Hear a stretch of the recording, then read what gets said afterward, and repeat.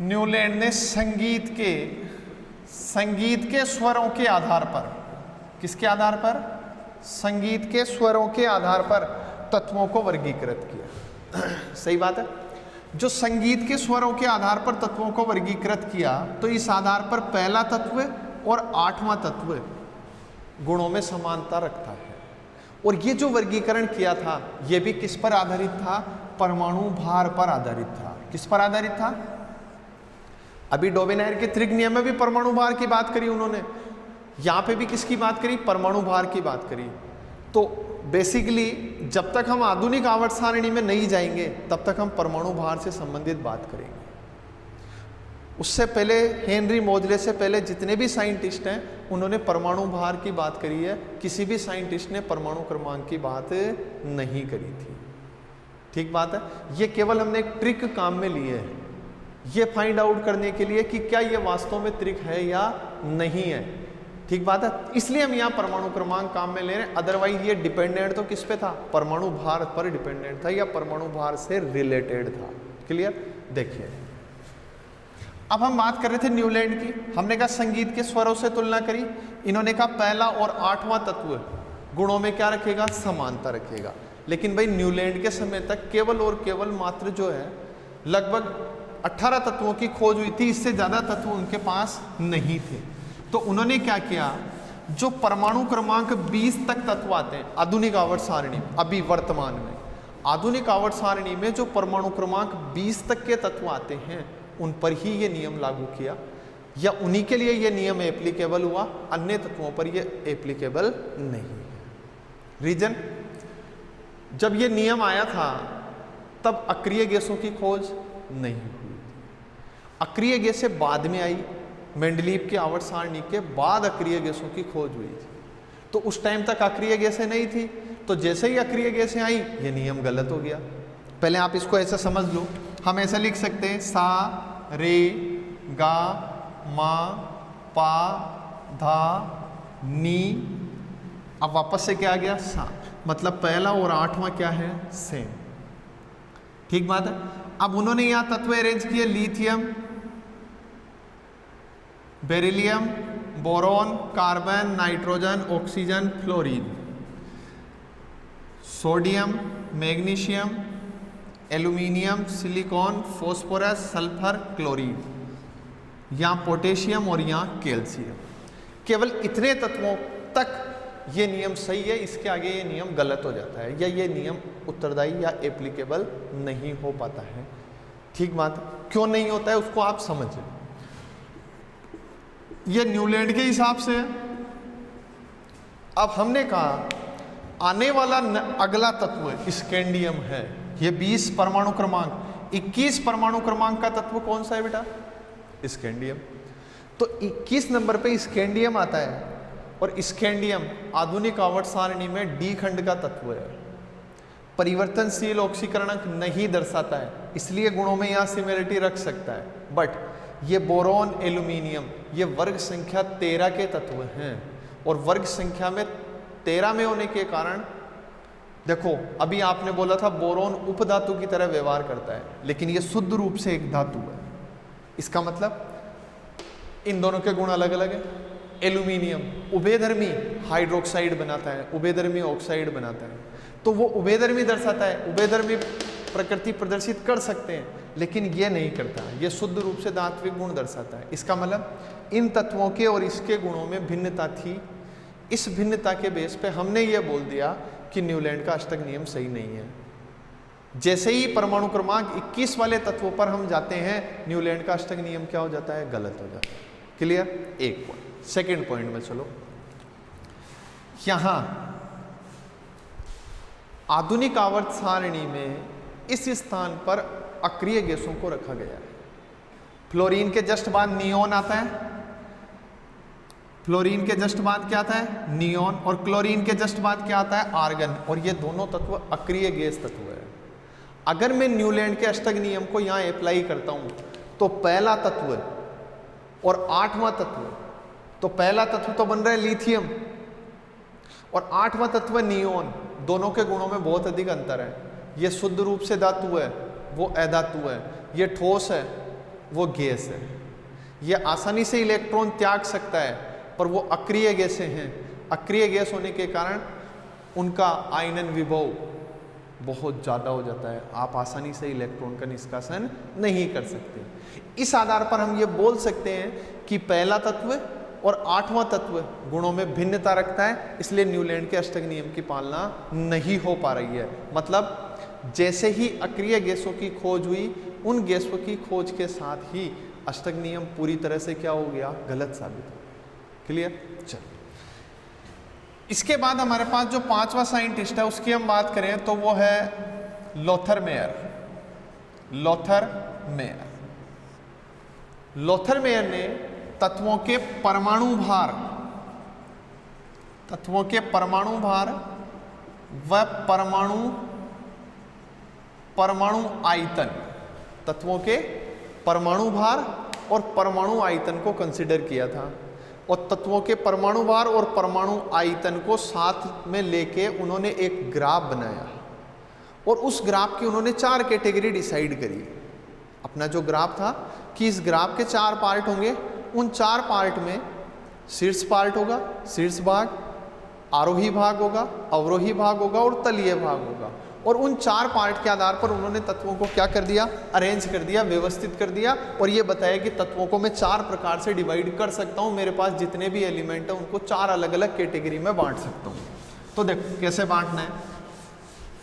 सबसे पहली चीज लोथल मेयर के अनुसार, किसके अनुसार है, लोथल मेयर। चलो पहला पॉइंट, लोथल मेयर ने तत्वों के परमाणु भार और परमाणु आयतन के बीच में एक ग्राफ बनाया। किस किस के बीच ग्राफ बनाया, परमाणु भार और परमाणु आयतन के मध्य एक ग्राफ बनाया। दूसरी बात, ये जो ग्राफ बनाया, इस ग्राफ के आधार पर तत्वों को 4 अलग अलग श्रेणियों में बांटा।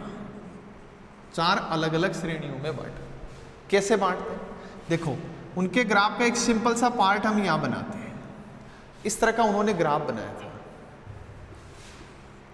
इस ग्राफ में ये जो नीचे वाला पार्ट है इसको हम बोलेंगे तलीय भाग, बॉटम पार्ट।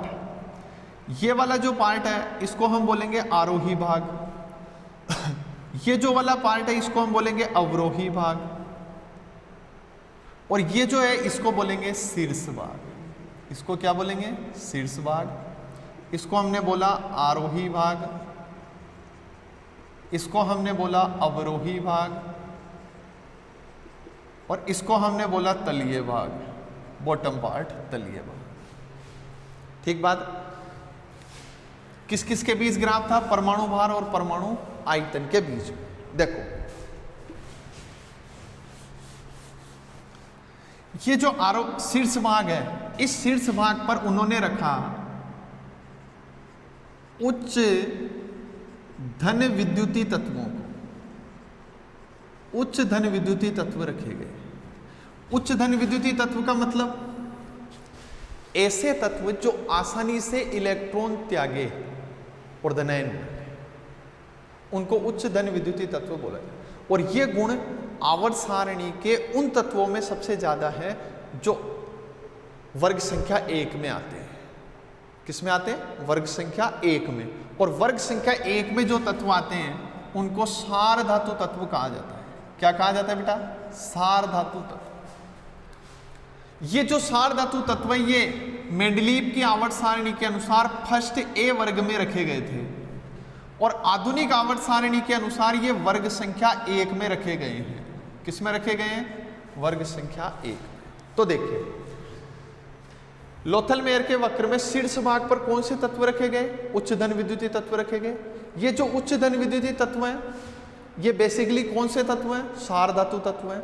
सार धातु तत्व मेंडलीव की आवर्त सारणी में फर्स्ट ए वर्ग में रखे गए थे, और आधुनिक आवर्त सारणी में वर्ग संख्या 1 में रखे गए हैं। इन तत्वों में कौन कौन से तत्व आते हैं, lithium, sodium, potassium, rubidium, caesium. इन तत्वों को उन्होंने रखा। यहां फ्रांसियम की बात नहीं करेंगे क्योंकि फ्रांसियम एक रेडियो एक्टिव तत्व है, इसलिए रसायन का यहाँ पर कोई अध्ययन नहीं करना है, उससे रिलेटेड कोई बात हमें नहीं करनी है। ठीक बात है।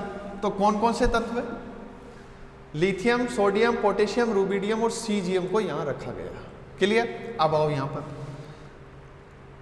आरोही भाग, और ये कौन सा भाग है? अवरोही भाग। तो पहले इसकी बात कर लें। देखो लिथियम, यहां पहला तत्व लिथियम है, तो लिथियम के जस्ट आगे कौन सा तत्व आता है आवर्त सारणी? तो हम कहेंगे लिथियम के जस्ट आगे बेरिलियम आता है।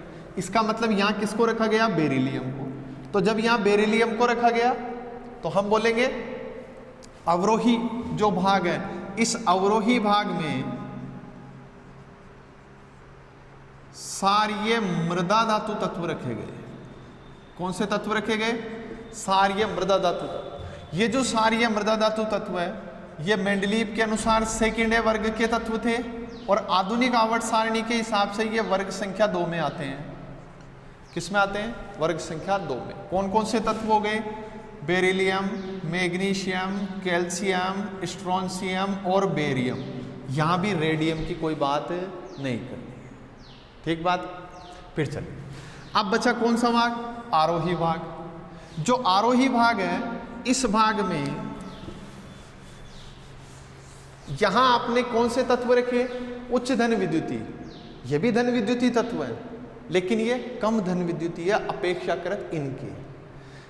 ये जो भाग है आरोही, इस भाग में जो तत्व रखे गए उनको बोला गया उच्च ऋण विद्युतीय तत्व। उच्च ऋण विद्युतीय तत्व कौन से भाग में रखे गए? आरोही भाग। और ये जो आरोही भाग है, इसमें आने वाले उच्च ऋण विद्युतीय तत्व वर्तमान आवर्त सारणी के वर्ग संख्या 17 में रखे जाते हैं। किस में रखे जाते हैं? वर्ग संख्या 17। ठीक बात है? और मेंडलीव के अनुसार इनको 7th ए वर्ग में रखा गया था। 7th ए वर्ग में कौन कौन से? F, C L, B R, I. यहां भी मैं एटी की बात, एस्टेटीन की कोई बात नहीं करूंगा, क्योंकि एस्टेटीन भी एक रेडियो एक्टिव एलिमेंट है। ठीक बात? तो देखिए, हमने कहा शीर्ष भाग हो गया, अवरोही भाग हो गया, आरोही भाग हो गया। आरोही भाग में उच्च ऋण विद्युतीय। अच्छा, ऋण विद्युतीय क्यों? ऐसे तत्व जो आसानी से इलेक्ट्रॉन ग्रहण करे और ग्रहण करके क्या बना ले? ऋण आयन बना ले, उनको ऋण विद्युतीय तत्व कहा जाता है। मतलब ये चीज तो लोथल मेयर के टाइम पहले लेवोसियर ने क्लियर करी, उसके बाद लोथल मेयर ने क्लियर करी। क्या? कि जो आवर्त सारणी का दायां भाग है, इधर वाले जो तत्व हैं वो इलेक्ट्रॉन ग्रहण करते हैं, और इधर वाले जो तत्व हैं बाएं भाग के, वो इलेक्ट्रॉन त्यागते हैं।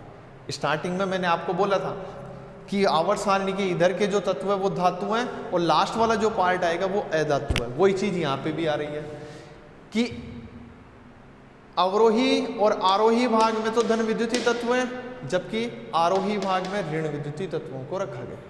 अब आओ 4th पार्ट पे। जो तलीय भाग है, मतलब ये वाला जो हिस्सा है, इस तलीय भाग में उपधातु तत्व प्लस संक्रमण तत्वों को रखा गया है। किसको रखा गया है? उपधातु तत्वों और संक्रमण तत्वों को रखा गया है। उपधातु कौन से हैं वो हम पहले डिस्कस कर चुके हैं। मैंने एक ट्रिक बताई थी आपको, बोले शिव जी आज सब तेरी आरती करेंगे, वो सारे तत्व उपधातु है। अब आए कौन से? संक्रमण तत्व। संक्रमण तत्व जो हैं ये डी खंड के तत्व होते हैं। डी खंड के तत्व मतलब जो आपकी आधुनिक आवर्त सारणी है, उस आधुनिक आवर्त सारणी का जो डी खंड है, उस डी खंड में आने वाले 36 तत्व 36 एलिमेंट किस श्रेणी में रखे गए हैं? डी खंड की श्रेणी में, उप संक्रमण तत्वों की श्रेणी में रखे गए हैं। आगे डिस्कस कर लेंगे इस पे। हम ये कहेंगे ऐसे तत्व जिनमें रिक्त डी कक्षक पाया जाता है संक्रमण तत्वों की श्रेणी में रखे जाते हैं। डी खंड के वे तत्व जिनमें रिक्त डी कक्षक होगा संक्रमण तत्वों की श्रेणी में रखे जाएंगे। इन तत्वों की कुल संख्या कितनी है? 36। मतलब स्कैंडियम, इट्रियम, लेंथेनम, एक्टिनियम से लेकर के, ठीक है, यहां से लेकर के कॉपर, एजी, एयू। ठीक बात है? ये जो सीरीज है 1 2 3 4, ये वाले जो एलिमेंट है, ठीक है, ये सारे तत्व किस में रखे गए हैं? UUN, NN नीली 111 परमाणु क्रमांक। ये जो तत्व हैं ये सारे तत्व संक्रमण तत्वों की श्रेणी में रखे गए हैं। इनका आपको यहाँ कोई डिस्कस नहीं करना है क्योंकि अभी इसका कोई रोल नहीं है, आगे हम पढ़ेंगे D&I ब्लॉक, उसमें डिटेल से बात करेंगे। चलिए, तो ये एक पूरा वर्गीकरण था, 4 भागों में उन्होंने तत्वों को बांटा और इसके आधार पर उन्होंने तत्वों को अरेंज किया। अब आप देखो, इस ग्राफ को ऐसे बना दिया जाए,